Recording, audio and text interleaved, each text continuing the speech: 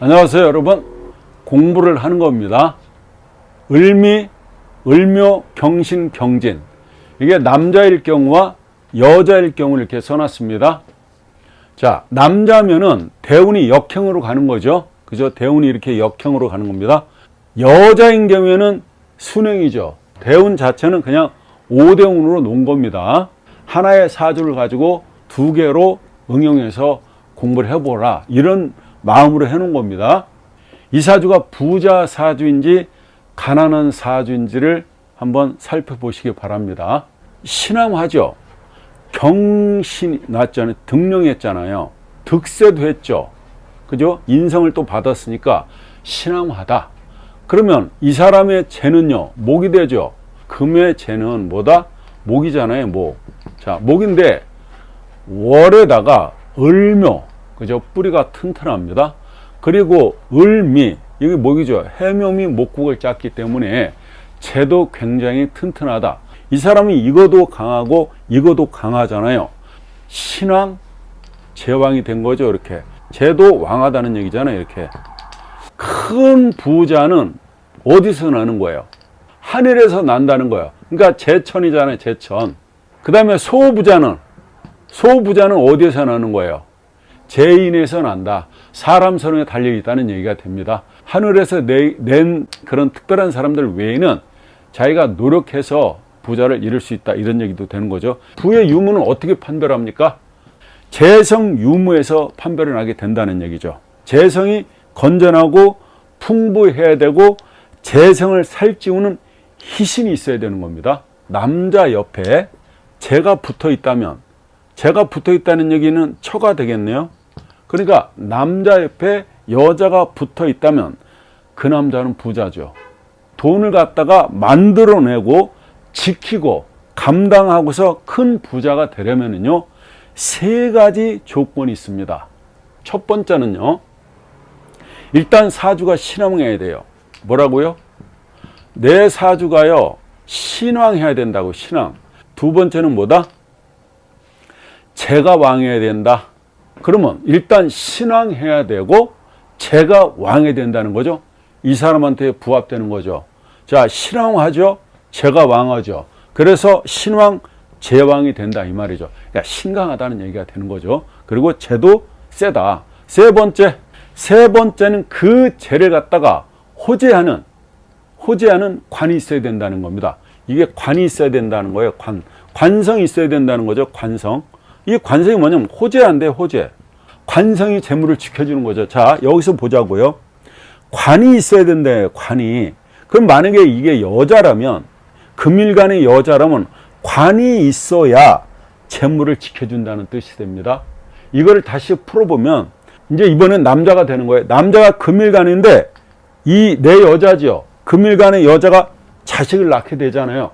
남자는 직접 자기가 애를 못 낳죠. 그러니까 여자의 몸을 빌려서 이 자식을 낳잖아요. 관성을 낳으니까, 자기 자식을 낳으니까 이 재를 갖다가 이 관이 보호해 준다는 뜻이 됩니다. 여기다 알파. 생재하는 식상이 있어야 된다는 거예요. 이 재를 갖다가 도와주는 이 식상이 있으면 좋다. 이게 굳이 네 번째 넣는다면 식상이 있어야 된다는 겁니다. 식상. 다섯 번째 뭐가 있으면 좋냐? 탈재라고 하는 건 뭡니까? 내 돈을 갖다가 뺏어가는 거죠.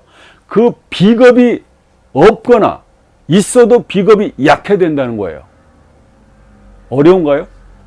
다섯 번째는 이게 비겁이잖아요. 비겁이 들어오면 내 돈을 갖다가 뺏어가지 않습니까? 돈이 나가잖아요. 왜? 금이 이렇게 있으면 1대1이야. 금하고 목하고 1대1이면 금이 목을 갖다가 취하죠. 컨트롤 하는데, 만약에 운에서 금이 들어왔어. 그러면 이 빵을 2분의 1로 나눠 먹어야 된다는 얘기예요. 만약에 금이 또 하나 들어왔어. 그러면요, 3분의 1로 나눠 먹어야 되겠죠. 이렇게 3분의 1이 되는 겁니다.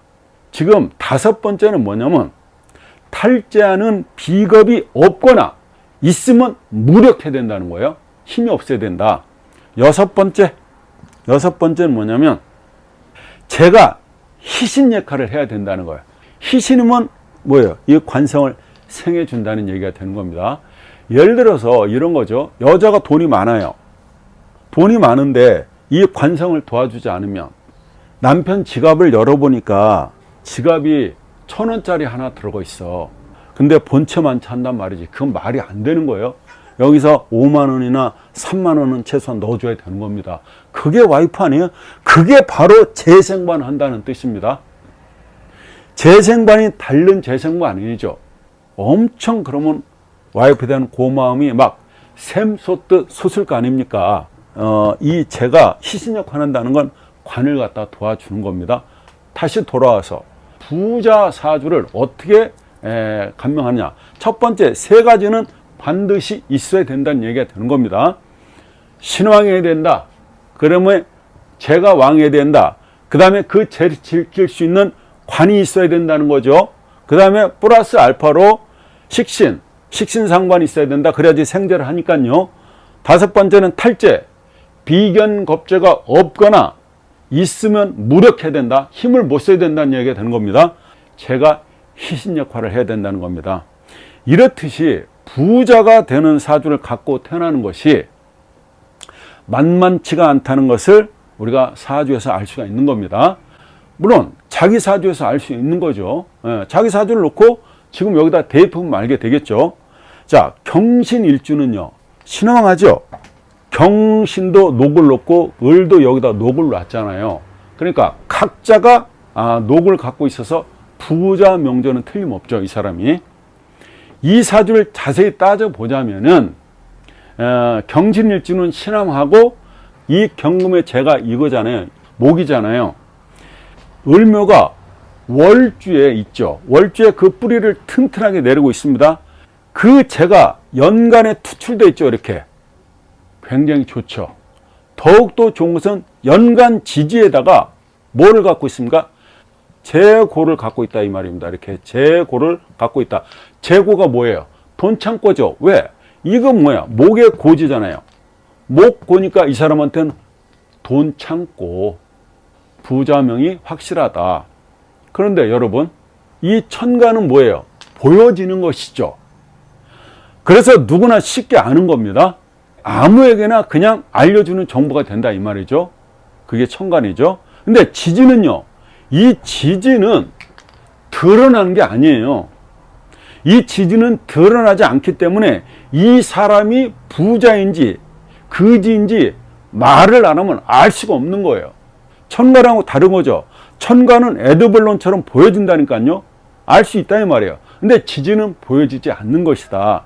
아무리 사주가 좋고 부자라도 인명은 제천이라며요. 그러니까 죽을 수도 있고 운에 의해서 크게 실패하고 망할 수도 있다는 것입니다. 아무리 부자라도 이 사람이 술대운에 경술대운 이 유년에 크게 망하고 말았다 이 말입니다. 그 이유는 경술이 오게 되면요, 경술하고 유년이 이렇게 들어왔죠. 이렇게 대운에서 얘기하는 건 경술대운이고 유년이 왔다는 겁니다. 세운에. 그러면 이 사람 어떻게 해요? 신유술 방합을 짜게 되죠.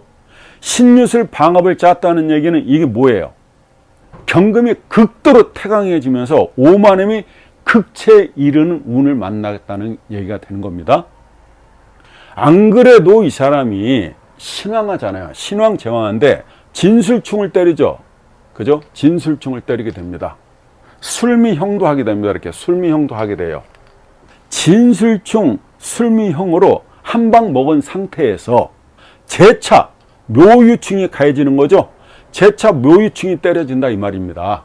왕신충발로, 그죠? 폭망하고 말았다. 유년이 있으면 유달이 있죠.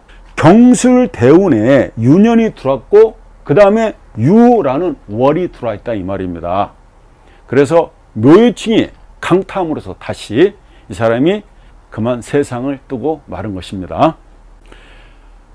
이로써 우리가 알 수 있는 것은 사주팔자는 속일래야 속일 수가 없다. 그걸 알게 되는 거죠. 그러니까 돈이 모이면 내 주의를 위해서 좀 써야 합니다. 내 주를 좀 써야 된다. 가진 게 있으면서 자린고비처럼 인색하면 사람으로 할 짓이 아니죠. 또한 돈이 지나치게 많이 모이면 반드시 탈이 나죠. 탈이 납니다. 이러한 이치를 깨닫고 인생을 살면서 사는 동안에 자신과 연관된 사람들과 좋은 유대감을 형성하고 사는 동안에 즐거운 웃음소리가 저 하늘까지 울려 퍼질 거 아닙니까, 여러분? 자, 그래서 오늘은 부자 사주가 언제 망하게 되는지를 알아봤습니다. 예, 감사합니다.